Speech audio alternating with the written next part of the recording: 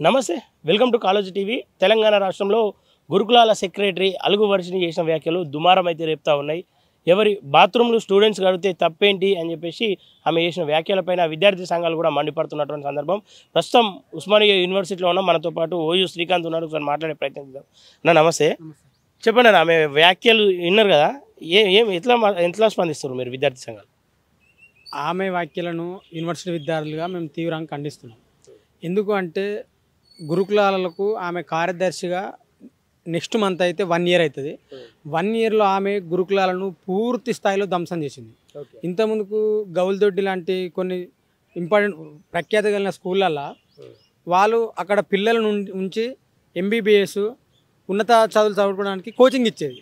ఈమె కార్యదర్శి అయిన తర్వాత ఆ విద్యా సంస్థలు అటువంటిది మొత్తం ఎత్తివేసి ఇప్పుడు ఎగ్జామ్స్ అయిపోగానే ఇంటికి తోలియడము అట్లాంటి ప్రోగ్రామ్ చేస్తుంది. అలుగు వర్షిని బాత్రూమ్లు కడగడం అనేది ఇప్పుడు ఆమె ఒక ప్రభుత్వ ఉద్యోగి, ఆమె ఉన్నత ఉద్యోగస్తురాలు, ఆమె అట్లా మాట్లాడింది. ఇప్పుడు ఆమె ప్రజల పనులతోనే ఉద్యోగం చేస్తుంది కదా, మరి ఆమె బాత్రూమ్ ఆమె కడుక్కుంటుందా? ఇప్పుడు మరి వాళ్ళు ఆమె అన్న వర్షన్ ఏమంటా ఉందంటే పిల్లలకు పని అంటే వాళ్ళ బాత్రూమ్ వాళ్ళు క్లీన్ చేసుకుంటే అలా తప్పేమి ఉండదు, వాళ్ళ పనులు వాళ్ళు చేసుకోవాలి అని చెప్పి చెప్తా ఉంది. అంటే ఎట్లా వస్తారు? ఇప్పుడు పిల్లలు తమ పనులు తాము చేసుకోవచ్చు, తప్పు కాదు. కానీ ఇప్పుడు 5th class పిల్లలు ఉంటారు, వాళ్ళు ఇంత చిన్న పిల్లలు ఉంటారు, వాళ్ళకు స్నానమే చక్క చేయరానోడు బాత్రూమ్ కడుక్కొస్తుందా? అందుకే ప్రభుత్వం ఏం చేసింది, చిన్నపిల్లలు ఉంటారు కాబట్టి వీళ్ళ పనులు చేయరాదు కాబట్టి ప్రభుత్వము కొంతమందిని ఉద్యోగస్తులను పెట్టింది బాత్రూమ్ కడగడానికి, అక్కడ ఉన్న పనులు చేయడానికి. ఆ విషయం అలుగు వరిసిందే కదా. ఇప్పుడు అలుగు వరిసిన ఇంట్లో కూడా ఆమె కూడా పిల్లలు ఉంటారు కదా, మరి వాళ్ళ పిల్లల బాత్రూమ్లు వాళ్ళ పిల్లలే కడుక్కుంటారా? ఇప్పుడు అలుగు వరిసిన బాత్రూమ్ అలుగు వరిసిన కడుక్కుంటుందా? పని మనసు వచ్చి కడుగుతలేరా? ఇదంతా ఆ సొసైటీలో ఉన్న విద్యా సంస్థలను ఎత్తేయాలి. ఎందుకు అంటే అక్కడ చదువుకున్న పిల్లలు ఉన్నతంగా IITలు MBBS సీట్లు కొడుతురు, వీళ్ళు సమాజంతో పోటీపడి ముందు వరుసకు వస్తురని చెప్పి ప్రభుత్వము కుట్ర చేసి గురుకులాలను ఎత్తివేసే కుట్ర చేస్తారు. దానికి మేము విద్యార్థులుగా తీవ్రంగా ఖండిస్తున్నాం. అంటే ప్రభుత్వం చేస్తుందని చెప్పేసి భావిస్తూ ఉన్నారా, లేదంటే గురుకుల సెక్రటరీ చేస్తుందని భావిస్తూ ఉన్నారా? ప్రభుత్వము సెక్రటరీ ఇద్దరు కలిసి చేస్తారు. ఇప్పటికీ మొన్న ఒక 2 నెలల కింద 40 మంది ఫుడ్ తిని అస్తవ్యస్తకు గురయ్యారు. దీని బాధ్యులు ఎవరు? ప్రభుత్వం కదా.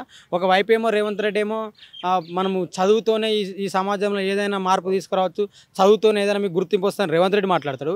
మరి ఆమె కూడా ప్రభుత్వంలో ఉద్యోగస్తురాలే కదా, మరి ఆమె మాటలను ప్రభుత్వం ఎందుకు సీరియస్గా తీసుకుంటలేదు? ఆమె మీద ప్రభుత్వం ఎందుకు యాక్షన్ తీసుకుంటలేదు? ఇది ప్రభుత్వంలో కుట్ర కాదని మనం చెప్తామా?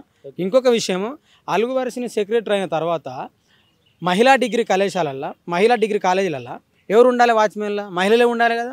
ఆమె వచ్చిన తర్వాత పురుషులను మహిళలో పెడుతుంది.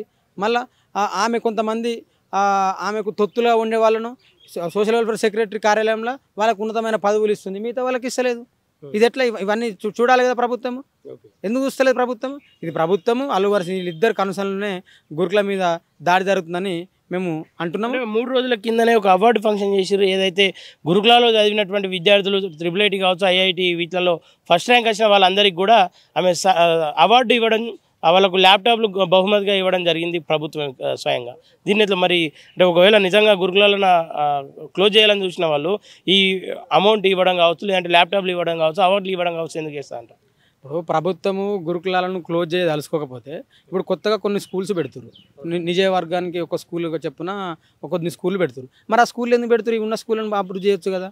ఇప్పటికి కూడా కొన్ని 100 స్కూళ్ళు అద్దె భవనాలు ఉన్నాయి. రేవంత్ రెడ్డి క్లియర్గా చెప్పిండు ఆ రోజు స్పీచ్లో, ఎవరైతే సపరేట్గా కులాల వారిగా విద్యా వ్యవస్థలు నిర్మించినప్పుడు వాళ్ళు సమాజంలో కలిసి ఉండలేరు కాబట్టి అన్ని కులాలు అన్ని మతాలు ఒక దగ్గర చదువుకునేట్టు వీలు ఉండేటట్టు 25 ఎకరాలలో నియోజకవర్గానికి ఒక స్కూల్ను నిర్మిస్తూ ఉన్నామని చెప్పి చెప్తా ఉన్నాయి. ఇప్పుడు రేవంత్ రెడ్డి అందరూ సమానంగా ఉండాలని, అన్ని స్కూళ్ళు ఉండాలని చెప్పిన రేవంత్ రెడ్డి, మరి స్కూళ్ళల్లో ఇప్పుడున్న మన గ్రామాలలో ఉన్న స్కూళ్ళల్లో అన్ని వర్గాల ప్రజలు ఎందుకు చదువుకుంటలేరు? కేవలం కొన్ని వర్గాల ప్రజలు చదువుకుంటారు. మా దగ్గర కొద్దిగా డాటా ఉంది. నేను పోయినసారి తూప్రాన్ దగ్గర ఒక విలేజ్ పోయినాం. అక్కడ పోయి అక్కడ ఆగస్టు 15 రోజు అందరు కూర్చుంటే వీళ్ళు ఎస్సీలు ఎంతమంది, బీసీలు ఎంతమంది అంటే ఎస్సీలు ఎస్టీలు బీసీలు ఎవరు తప్ప ఓసీలు ఒక్కరు కూడా లేరు. మరి ఇప్పుడు నేను ఏమంటే ఇవన్నీ చేసేవాళ్ళు రేవంత్ రెడ్డి కామన్ విద్యా విధానం తీసుకురావచ్చు కదా.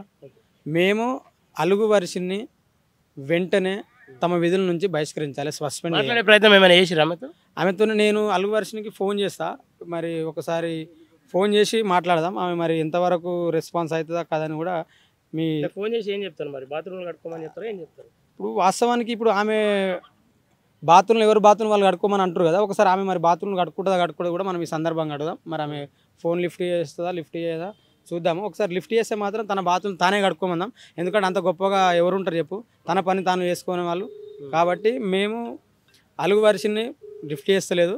ఒకవేళ లిఫ్ట్ చేస్తే లిఫ్ట్ చేయకున్నా రేపు పోస్ట్ దారుణం ఇంకో విధంగా ఖచ్చితంగా అలుగు వర్షిని బాత్రూమ్ అలుగు వర్షిని కడుక్కోవాలి.